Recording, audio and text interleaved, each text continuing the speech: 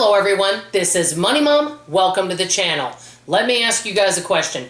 Do any of you besides me have trouble resisting a really good sale or something on extreme clearance? Let me ask you guys that. I have to be totally frank. I have trouble resisting a really good sale, especially if it's like 67% or 70% off and it's something our family uses. I can go crazy. You guys didn't know me back then, but I wish I would have had a YouTube channel back then. And I think YouTube was around, but for a long time, I was a extreme couponer.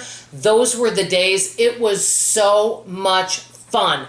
I absolutely loved it. They would do double and triple coupons. Let me just tell you this. I got a lot of my personal care products for free, and once they stopped doing all those deals, and after the TV show was on and they figured, oh, people are, we're losing money here, stores. You know, we can't do all this extreme couponing anymore.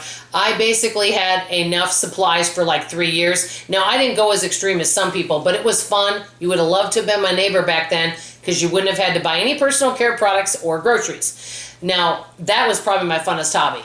But we'll roll it to right now. I've actually saved money during inflation because most things I'm not willing to pay the price for many of the items out there. I'm like, are you kidding? I'm not spending $80 on a sweater.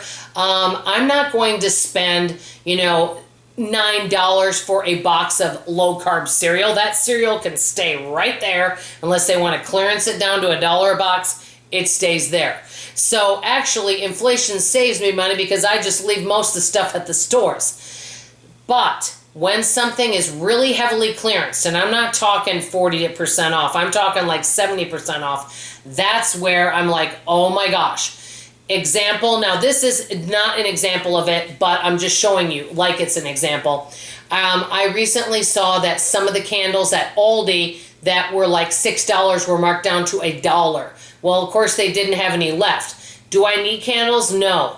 But I probably would have picked up a bunch for $1 because they would make nice gifts. And you know what? I would use them. Even though I didn't need them, I will tell you, they came in handy that February Snowmageddon in Dallas, Texas, well, all over Texas, when we didn't have power off and on for 4 days. Those candles definitely came in handy. So we would use them, or I can gift them to people. But I do struggle sometimes with wanting things just because they're on a really, really good sale. That's why it's better if I stay home a lot, because when I'm not out and about, I don't know about all those good sales and all those clearances.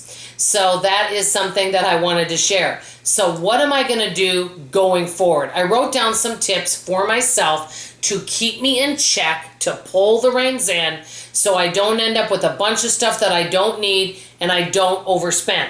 The first thing that I'm going to do is if I see something that's on clearance, I'm going to ask myself, how many people in the house are going to eat it or use it? Take, for instance, cereal. I remember once, this is years ago, I saw cereal for like 25 cents a box, and I bought 6 boxes. Nobody in the house liked it. I donated it to a friend, but I have to ask myself, how many people are going to actually eat it and use it before I purchase it? Number 2, how soon will I get to using that product? It doesn't have to be food, but let's say it's something that has a short expiration. I know I shared this before on a previous video.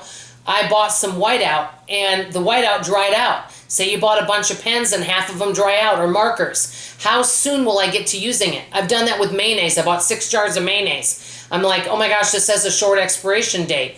I ended up keeping 1 jar and giving the rest to friends so that they wouldn't go to waste. Okay, number 3, do I have anything like it at home?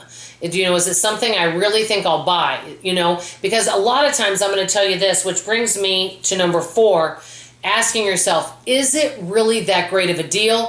Signage can be so confusing sometimes, and you see some great deal and you think it's a display and wow, this is really marked down. But if you look at the writing really small, it might be only marked down 50 cents. And a lot of these sales in the paper for groceries that they want to get you in the store, when you look at it, you might only be saving $1 on the item. So it's not like you got to get to the store right away. They try to create urgency, but many times these sales and clearances aren't that urgent. They try to act like if you don't get this to the store today to buy this item, you will never in your lifetime see the sales price again. And I have fallen for that so many times. Let me know if you guys say that. So this is the hugest question. Would I buy it if it wasn't on sale? And I'm going to tell you 9 times out of 10, the answer is no. I wouldn't buy it if it's not on sale. So I'm going to be asking myself these self-discovery questions to keep me in check. I've bought tons of teas on clearance that I don't end up using. Now candles I'll use. If it is an item that you know you're going to use, even if you have more of it than what you need, you can donate. If you're going to go through it and it's not going to go bad, there's no problem with that. But if we get it hidden somewhere around the house and we never get around to using it, it ends up not being a good value for our family.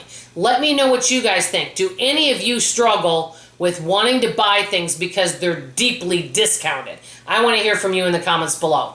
That's all for now. I love you. I appreciate you. And like always, I'll see you on the next video. Bye-bye.